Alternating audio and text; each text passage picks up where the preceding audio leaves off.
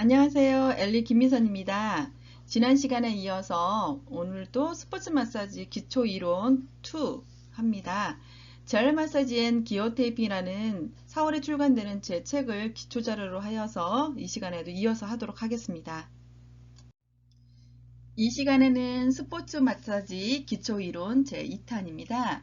스포츠 마사지는 치료의 수단뿐만 아니라 경기력 향상을 위해 운동선수들에게도 널리 적용하게 되었는데요. 스포츠 마사지를 제대로 알기 위해서 하나하나 알아보는 그런 시간을 갖도록 하겠습니다. 마사지는 치료의 수단뿐만 아니라 경기력 향상을 위해 운동선수들에게도 널리 적용하게 되었는데요. 그게 바로 스포츠 마사지입니다.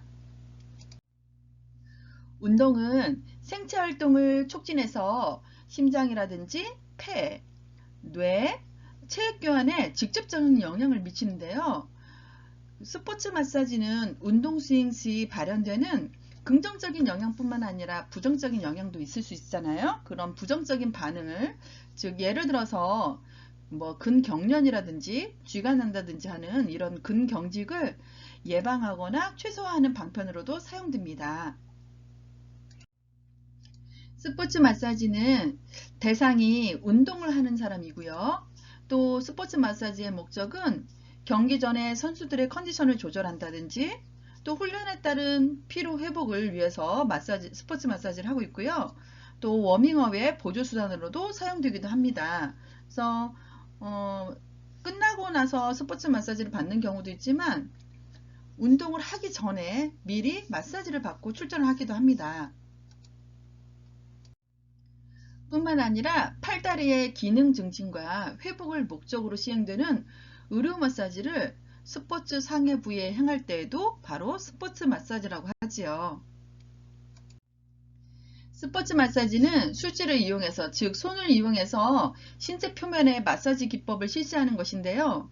이렇게 마사지를 하면서 이렇게 만져보면서 촉진을 하면서 대상의 부분이 어느 정도 통증이 있는지, 그 부위가 넓은지 좁은지, 또 촉진된 근육이 경직이 있는지 없는지, 그 딱딱한 정도가 있는지 아니면 부드러운지, 또 두껍게 있는지 얇은지 이런 뭉침 정도를 보고요. 또 부종이 있는지 없는지 이런 것들을 보면서 근육의 이상 상태를 판독해야 합니다. 실전에서는 이렇게 판독을 한 다음에 그 다음에 가하는 압력이라든지 강도라든지 또 실행 시간 등을 이렇게 정합니다. 어느 정도 이렇게 만져봐서 이 부분은 또 이렇게 몇 가지를 이용해서 해야겠다. 좀 많이 풀어줘야겠다. 빨리 끝내도 되겠다.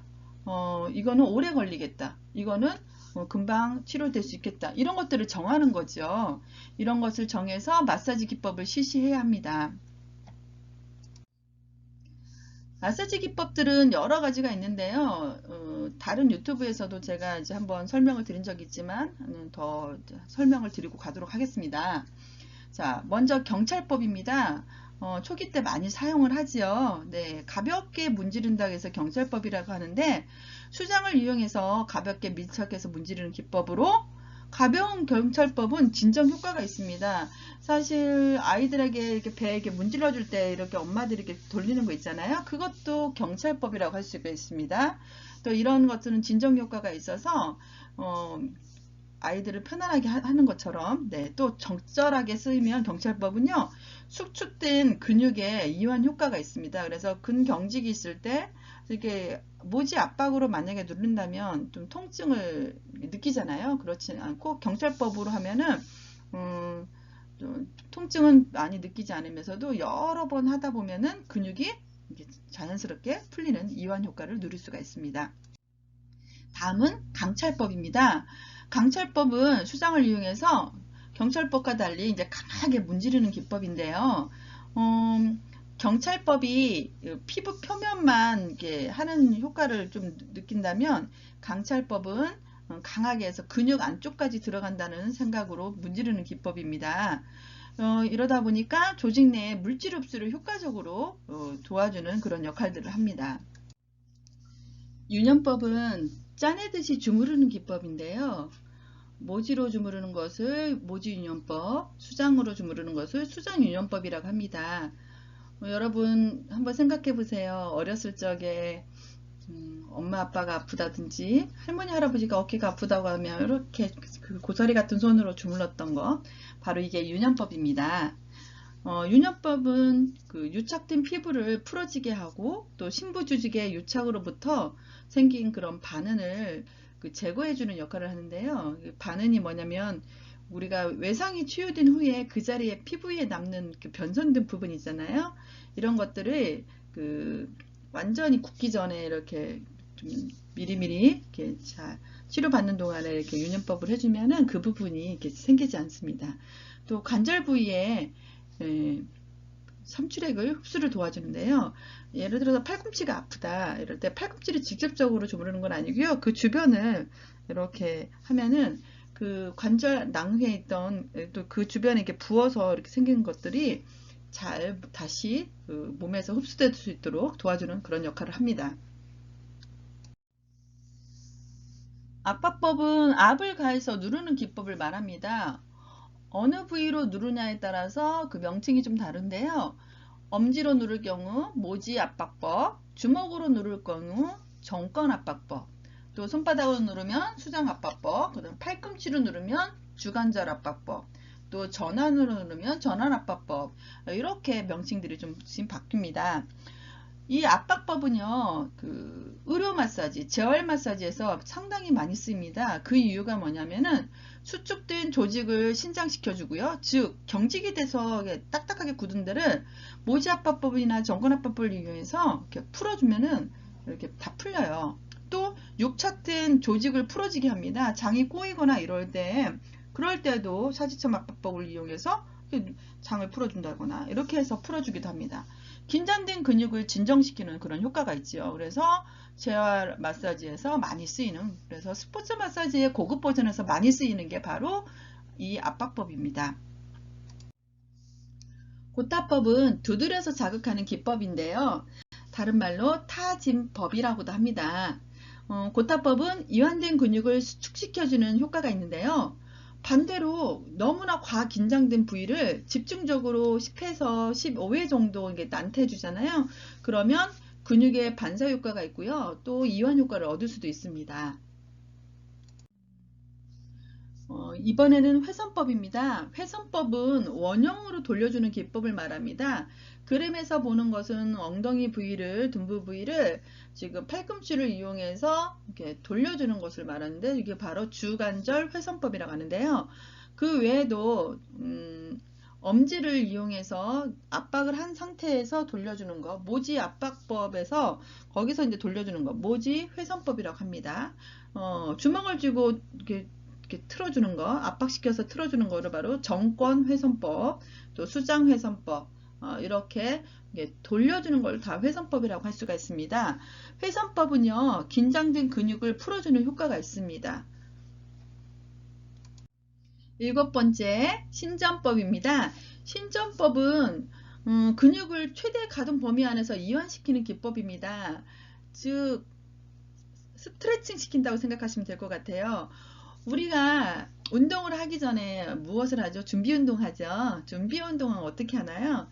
가볍게 몸을 풀고 그 다음에 어떻게 해요? 쭉 약간 당긴다 할 정도까지 그 부위별로 어떻게 해요? 스트레칭 시켜주잖아요. 이 마사지 기법에서 스트레칭 시키는 것 바로 신전법입니다.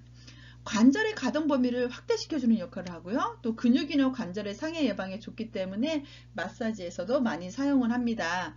어떻게 뭐 일자 모양으로 하는 데에서 일자 신전법, 또 이렇게 X자 모양으로 신전시키냐에 따라서 X자 신전법이라고 또 하는데요. 그 나중에 신전시키는 방향성에서 일자냐 X자냐 이렇게 나누기도 합니다. 다음은 윤활법입니다. 윤활법은 수장을 가볍게 또는 강하게 문질러서 열을 내는 기법을 말하는데요.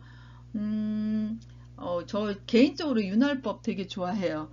그 이유가 뭐냐면은 통증이 있는데 아프잖아요. 이게 근육이 경직되고 하면은 그때 가볍게 뭐 유념해 주는 것도 좋고 경찰법이나 이용해서 가볍게 누르는 것도 좋지만 윤활법으로 이렇게 좌우로 흔들면서 해주면요 되게 부드럽게 잘 풀려요. 또 체온을 상승시키는 효과가 있습니다. 네, 그렇기 때문에 더 저한테는 잘 개인적으로 받을 때 좋아하는 기법입니다. 스포츠 마사지에 이어서 이번에는 림프 마사지에 대해서 알아보겠습니다. 림프 마사지는 림프의 흐름을 좋게 하는 마사지를 말합니다. 하나하나 알아볼까요? 림프 마사지는 림프관 가까이에 있거나 림프관이 없는 곳에 있는 조직액들이 림프관을 향해서 모이게 하여 결국은 림프관을 통해 배수되는 것을 돕는 것을 말하는데요. 그뿐만 아니라 림프관의 운동과 수축력을 증가시켜서 림프의 흐름을 촉진시켜 주는 것을 말합니다. 그림에서 보는 것처럼 림프는 많이 발달되어 있는 곳들이 있습니다. 어디겠어요? 네. 목 주변, 네, 귀 뒤쪽으로 이렇게 해서 목과 귀 뒤쪽으로 되게 많이 발달이 됐고요. 그 다음에 겨드랑이 주변과 가슴 쪽으로 많이 발달이 되어 있습니다. 또 사타구니 부위에 되게 많이 이렇게 분포되어 있는 걸 볼 수가 있을 겁니다. 이런 것들을 통해서 다시 심장으로 돌아올 수 있도록 림프 마사지를 통해서 림프의 흐름을 해주는데요. 여러분 림프가 어떤 역할을 하는지는 아시죠? 림프 마사지는 림프절을 심장 방향으로 가볍게 쓰다듬어서 림프관에 이완시켜서 림프액의 배출을 촉진시키는 방법입니다. 이거는 의학이라든지 미용 분야에서 널리 사용되는 방법 중에 하나예요. 그런데 아주 부드럽게 자극을 하고 그렇게 해서 서서히 심장 쪽으로 림프가 흐를 수 있도록 도와줘야 되는데요. 우리가 소화 흡수할 때도 보면은 수용성이나 비타민이라든지 아니면 단백질 이런 것들은 바로 소화관에서 바로 모세혈관을 통해서 간으로 이렇게 가거든요. 그런데 림프 같은 경우는 림프관을 통해서 배출되는 것들이 있어요. 지방이라든지 아니면 세포에서 나오는 불순물이라든지 이런 것들 좀 큰 것, 모세혈관에 바로 직접적으로 들어갈 수 없는 것들은 림프액을 타고 어떻게 하냐, 이렇게 온몸을 돌다가 간문맥이라든지 흉관을 통해서 심장으로 들어가게 되어 있습니다. 그래서 림프의 흐름이 적절하지 못하다면 몸이 붓고 또 그 배출이 잘 안 되기 때문에 상당히 몸에도 순환장애가 일어날 수가 있지요. 이런 것들을 서서히 천천히 부드럽게 도와주는 게 바로 림프 마사지라고 생각하시면 될 것 같습니다.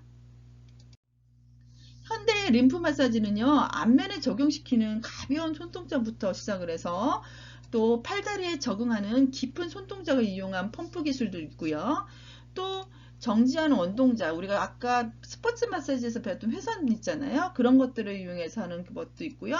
또 로타리 기법이라고 해서 돌려가면서 하는 15에서 약 40mm HG 압력으로 이렇게 가하면서 해주는 로터리 기법도 있습니다. 이런 것들을 사용해서 맥박이라든지 또는 심장의 박동수와 같은 속도로 쿵쾅 쿵쾅 아주 가볍게 흐르는 방향으로 마사지하는 기법으로 정립되어 있어요.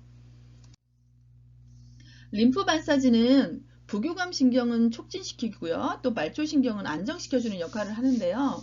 부교감 신경 여러분 지난 시간에 교감 신경, 부교감 신경에 대해서 배웠었잖아요. 그쵸? 네. 장기별로 그 교감 신경과 부교감 신경이 같이 되어 있어서 교감 신경이 발달할 때는 이렇게 열심히 활동해야 될 때 부교감 신경은 안정시켜주는 역할을 한다고 여러분 알고 계실 겁니다. 그런데 이렇게 부교감 신경을 촉진시키면 우리는 어떻게 될까요? 당연히 안정되겠죠. 안정돼서 장기라든지 이런 것들이 천천히 작동할 수 있도록 그렇게 해주는 역할을 하는데요. 네, 이렇게 해주는데 이 림프 마사지를 시행하는 동안은요, 주어지는 느리고 일정한 리듬이 있어요. 가볍게 하는 그런 압력은 촉각 수용기와 통증 수용기에 지속적으로 자극을 전달하게 되어 있습니다. 또 깊게 하는 게 아니라 경찰법 같은 그런 것을 주로 가볍게 하는 경우가 많아요. 네, 그렇게 하기 때문에 피부 자극에 전달되면서 더 많이 자극이 전달되면서 자율신경계에 영향을 주어서 부교감신경계를 자극하고 또 교감신경계를 진정시켜서 여러가지 근육이라든지 신체의 긴장이 풀리고 안정되어서 서서히 졸음을 부르죠. 그래서 림프 마사지를 받다 보면 대부분이 깊은 잠에 빠져듭니다. 네, 이렇게 좋은 효과를 보이고 있지요. 뿐만 아니라 또 림프 마사지가 모세혈관과 림프 엔지온의 연근육에 작용해서 소동맥의 조직압을 되게 낮추어줘서요. 혈류 속도가 증가되고 또 조직 내 신진대사 모세혈관 주위의 재흡수도 증가되어서 조직 내 노폐물의 이동을 되게 도와주는 역할을 합니다. 이 그림 같은 경우는 림프가 이제 여기 보면은 이렇게 심장이 있고요. 심장 주변에도 이렇게 림프관이 쫙 있어요. 여기서 림프액이 들어가고 이 림프 덕트를 통해서 림프액이 나오고 들어가고 막 하는 역할들을 합니다. 림프 엔지온이라는 것은 뭐냐면요. 림프관의 수축과 이완 그리고 림프선의 수축을 도와주는 그런 작동을 하는 것을 바로 림프 엔지온이라고 합니다.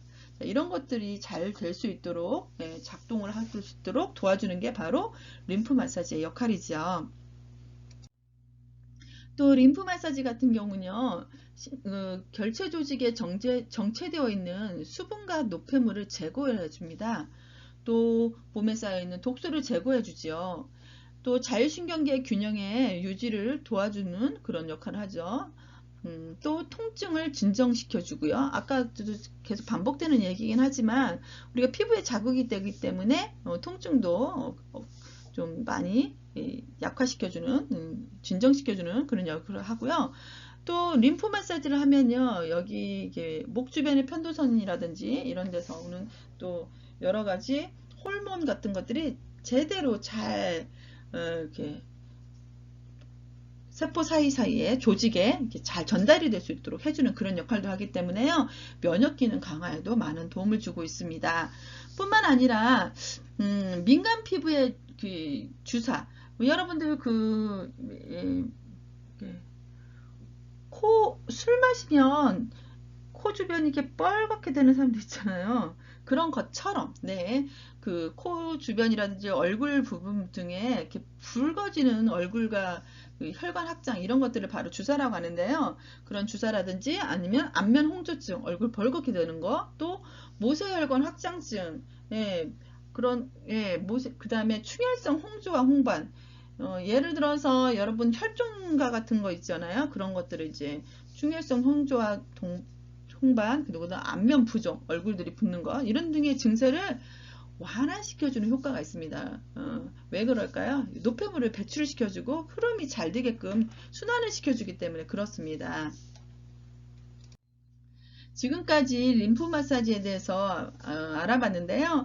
림프 마사지는 언제 기회가 된다면 제가 유튜브 영상으로 올리도록 하겠습니다. 지금까지 스포츠 마사지와 림프 마사지의 기초 이론에 대해서 여러분에게 설명드렸는데요. 여러분 다음 시간에는 직접 지난 시간에 이어서 스포츠 마사지 해보는 영상 올리도록 하겠습니다. 여러분 이해가 안 가신다면 다시 한번 반복해서 유튜브 영상 시청하시고요. 저는 다음 시간에 만나도록 하겠습니다. 지금까지 엘리 김미선이었습니다. 여러분 다음 시간에 만나요.